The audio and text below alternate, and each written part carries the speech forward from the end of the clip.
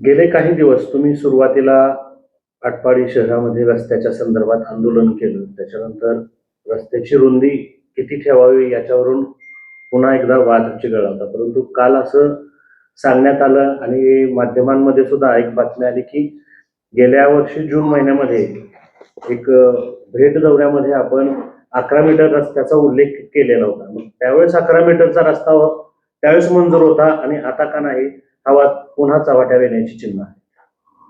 वास्तविक पाहता आटपाडी नगरपंचायतच्या निवडणुकीमध्ये आमचं जी अजेंड्यावरला विषय होता त्यामधला प्रामुख्यानं रस्ता हे आटपाडी बाह्यवळण रस्ता, साई मंदिर चौक ते आपले स्टँड, सांगोला चौक, बाजार पटांगण ते पोलीस स्टेशन, हा प्रामुख्यानं एक रस्ता होता.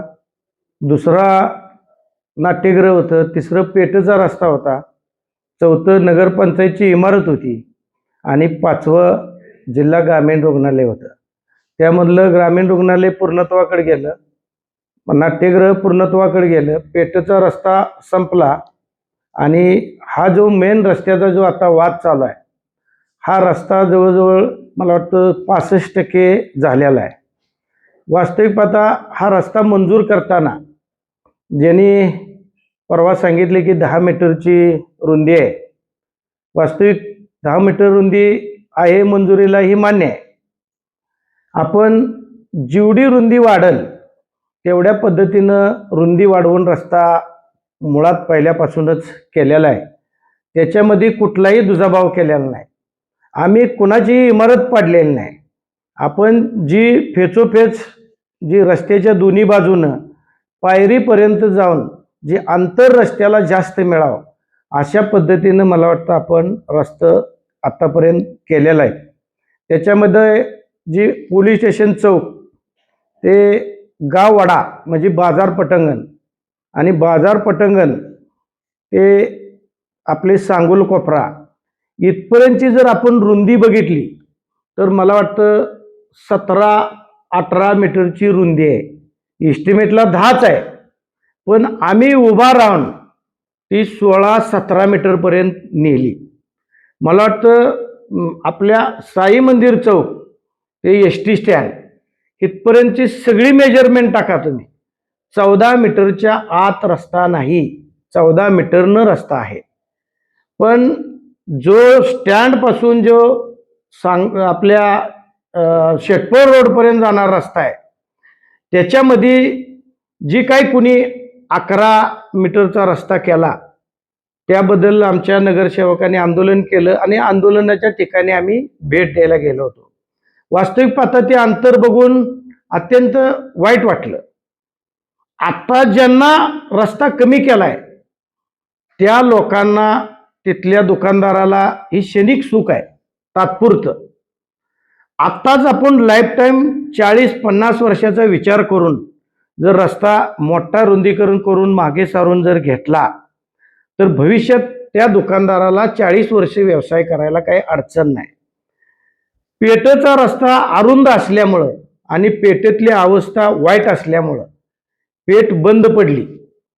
वास्तविक सगळ्या दुकानदाराला येऊन मागणी करायला लागली की आम्ही काही नाही, आम्ही अडचण आमची नाही, आमच्या सगळ्या पायऱ्या काढा, पण पेठेतला रस्ता रुंदीकरण करा. मला वाटतं आपण ती पेठेतला रस्ता रुंदीकरण केलं, बंद पडलेली पेठ चालू झाली. आता सगळीकडे 14 आणि 17 मीटरचा रस्ता, मग स्टँड ते शेटपळी रोड जर 11 मीटर केला तर आटपाड्या पेठेची जी अवस्था होती तीच त्या दुकानदारांची अवस्था होणार आहे.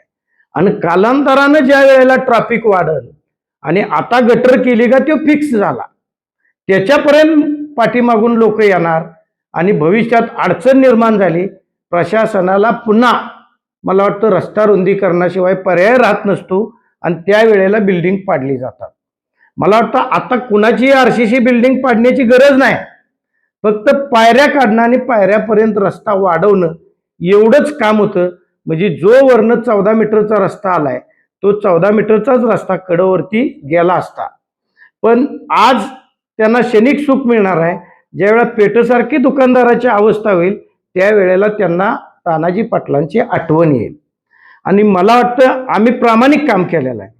ही काम करत असताना पोलीस स्टेशन ते बाजार पटांगण हा रस्ताही 10 मीटरचा असताना हा 16-17 मीटरचा रस्ता करताना मला वाटतं काही लोक आपल्या तालुक्यातले नेते माजी समाज कल्याण सभापती ब्रह्मानंद पडळकरांकडे गेले होते की हा 10 मीटर रस्ता आहे आणि 17 मीटर न करतात ही रस्ता तुम्ही थांबवा. मला वाटतं ते बघायला आले, पण काही लोकांनी त्यांना समजून सांगितलं की कॉलेज सुटतं, शाळा सुटती, त्यावेळेला हा यातच अडचण येत्या आणि तुम्ही इस्टिमेट प्रमाणे जर 10 मीटरनं करायला लागला तर मोठा प्रॉब्लेम येईल. जो चाललाय ही योग्य आहे. मला वाटतं त्यांच्या लक्षात आलं आणि त्यांनी त्याच्याच कार्यकर्त्याला समजून सांगितलं की बाबा चुकीचं आहे, हा रस्ता मोठा झाला पाहिजे आणि रुंदीकरण ही करतेत ही योग्य आहे आणि 16-17 मीटरनंच झाला पाहिजे. मला तो वास्तविक पाहता तीच भावना माझ्या मनात होती की स्टँड पासून शेटपळ रोडपर्यंत काही लोक काही नेत्यांकडे गेली, जशी त्यांनी भूमिका घेतली तशी ह्यांनी भूमिका घेणं गरजेची होती. पण त्यांनी यात राजकारण बघितलं. मी राजकारण बघितलं नाही, राजकारणामध्ये किती नुकसान होतंय बघितलं नाही, पण माझी भावना आज ही की तो रस्ता 14 मीटरनं व्हावा. पण जर कुणाचा हट्ट असेल, सत्ता आपली आल्या आणि सत्ता आल्यामुळं ही रस्ता आम्ही 11 मीटरनंच करणार, तर माझ्या तुम्हाला सत्तेच्या तुम्ही जीवावर जर करत असाल तर माझ्या तुम्हाला शुभेच्छा. पण निश्चितपणानं ज्या वेळेला स्टँड ते शेटपळ रोड या रोडपासून जाताना ज्या वेळेला ट्रॅफिक अडचण निर्माण होईल त्यावेळेला माणसं ट्रॅक बदलतात. एखाद्या पंपावर आपण तेल टाकाय गेलो, गर्दी दिसलं तर पुढं टाकू म्हणतो. एखाद्या बाजारपेठात गर्दी असती त्यावेळेला माणूस म्हणतो गर्दीपेक्षा आपण बाहेर जावं. जसं आटपाडी पेठ अरुंद होती त्यावेळेला मार्केट सगळं बाजार पटांगण ते पोलीस स्टेशन या चौकात मार्केट आलं, कारण गर्दी नसत्या म्हणून. ज्या वेळेला ह्या रोडला गर्दी जाणवेल त्यावेळेला माणसं ह्या रोडकडून येण्याऐवजी बाजार पटांगणमधून मला वाटतं शुक्रवाड्याकडून MY डॉक्टरच्या तिकडून राजाराम बापू हायस्कूलच्या मार्गी जातील. मग ट्रॅफिक सगळं इकडून जायला लागलं तर तिथल्या व्यापाऱ्याच्या धंद्यावरती परिणाम होणार आणि त्या माणसाला आता क्षणिक सुख मिळेल. पण ज्यावेळी ट्रॅफिकमध्ये माणूस अडकल त्यावेळी माणसानं मात्र आठवण त्यांना निश्चितपणाने येईल त्यावेळेला की ज्यांनी ही 14चा 11 केला त्याच्याविषयी मात्र त्याच्या मनामध्ये त्यावेळेला भावना येईल आणि त्यावेळेला माणसाला जाणवेल की तानाजी पाटील म्हणत होतं की 14 मीटरनंच झाला पाहिजे, ती योग्य आहे.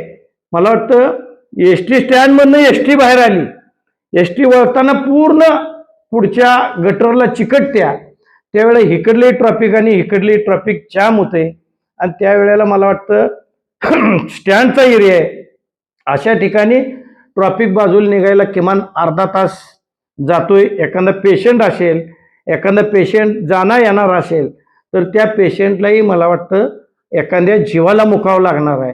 अशा पद्धतीची अडथळ्याची रेस मला वाटतं तेवढ्या रस्त्यामध्ये चालू आहे. आणि वास्तविक माझ्या राजकारणामध्ये मी कधीही काम कुठलं अडवलं नाही, कधीही काम कुठलं थांबा म्हणून सांगितलं नाही, पण निधी आम्ही आणलाय. काही जण म्हणतात की आमचंही वर मुख्यमंत्री आहेत, आमचं पंतप्रधान आहेत, पण खालून प्रस्ताव न्यायचा, प्रस्ताव तयार करायचा, इस्टिमेट करायचं, डिझाईन करायचं, त्याचं TS घ्यायचा, आपल्या एक्झिक्युटिव्हकडे न्यायचा, एशियापील न्यायचा, मंत्रालयात न्यायचा आणि मंत्रालयामधनं मंजुरी आणायची, ही करायला अंगात त्यांच्या धमक लागते. मला वाटतं ही सगळा काम करण्याच्या दृष्टीनं आपण त्याच्यामध्ये कष्ट घेतलेला आहे.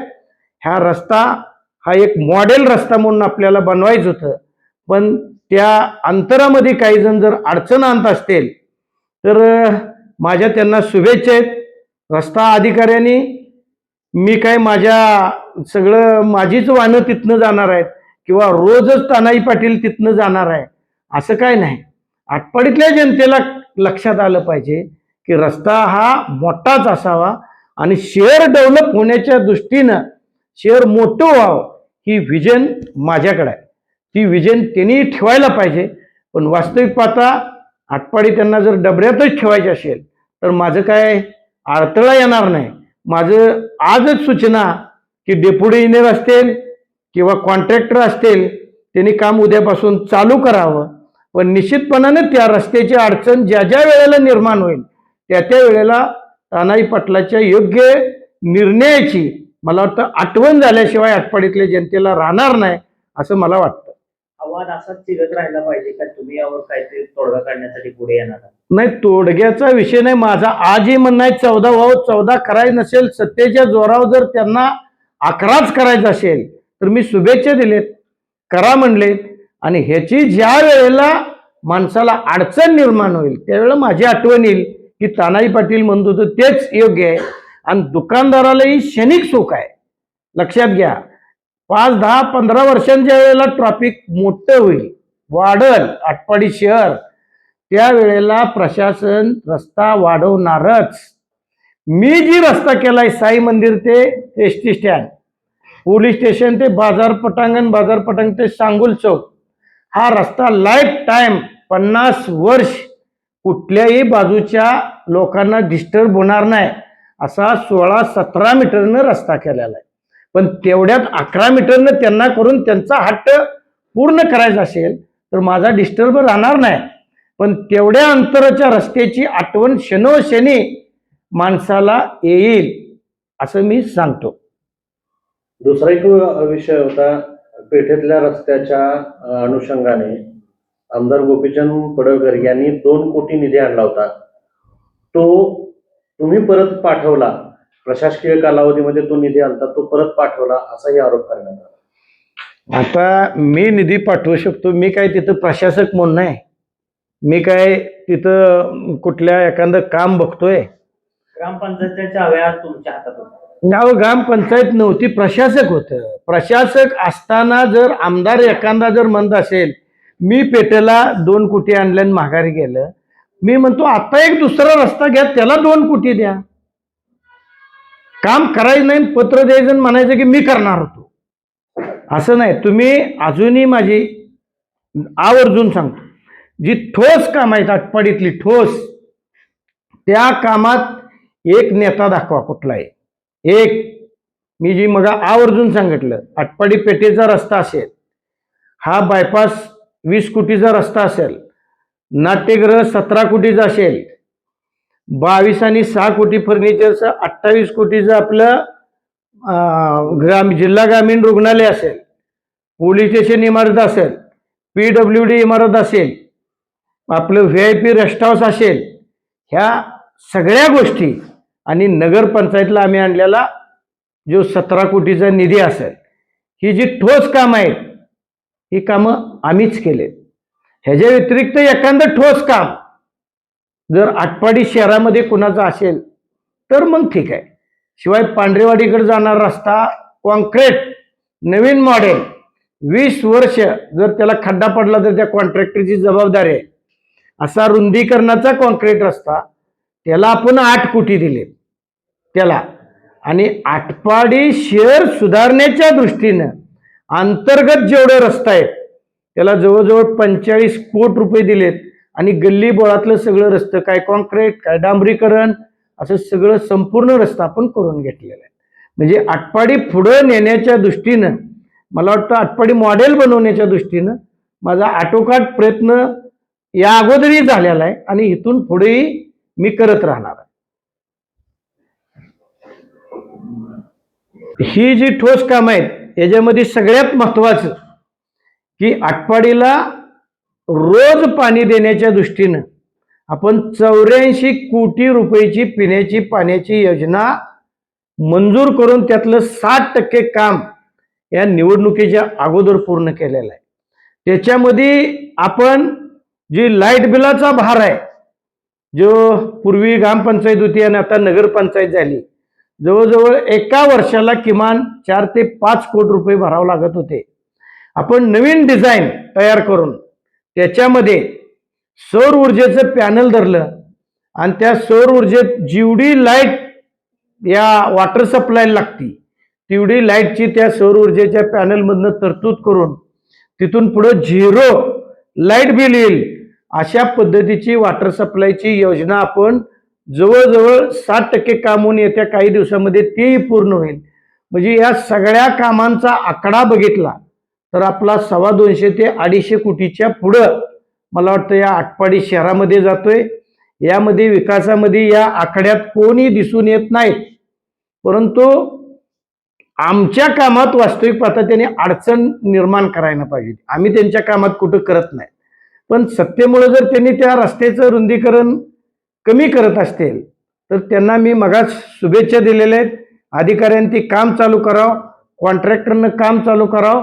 पण ज्या वेळेला अडचणीत माणूस येईल त्यावेळेला तिथं ॲक्सिडेंट होईल, एखादा माणसांना तिथं जीव गमावा लागेल, दवाखान्यात जाण्यात मला ट्रॅफिकमध्ये अडकून, त्यावेळेला मात्र आमची आठवण आल्याशिवाय राहणार नाही. आवाज माणदेशाचा, माणदेशातील प्रत्येकाचा. माणदेश प्राईम सबस्क्राईब करा आणि अपडेट रहा. नवीन व्हिडिओच्या नोटिफिकेशनसाठी बेल आयकॉनचं बटन दाबा. धन्यवाद.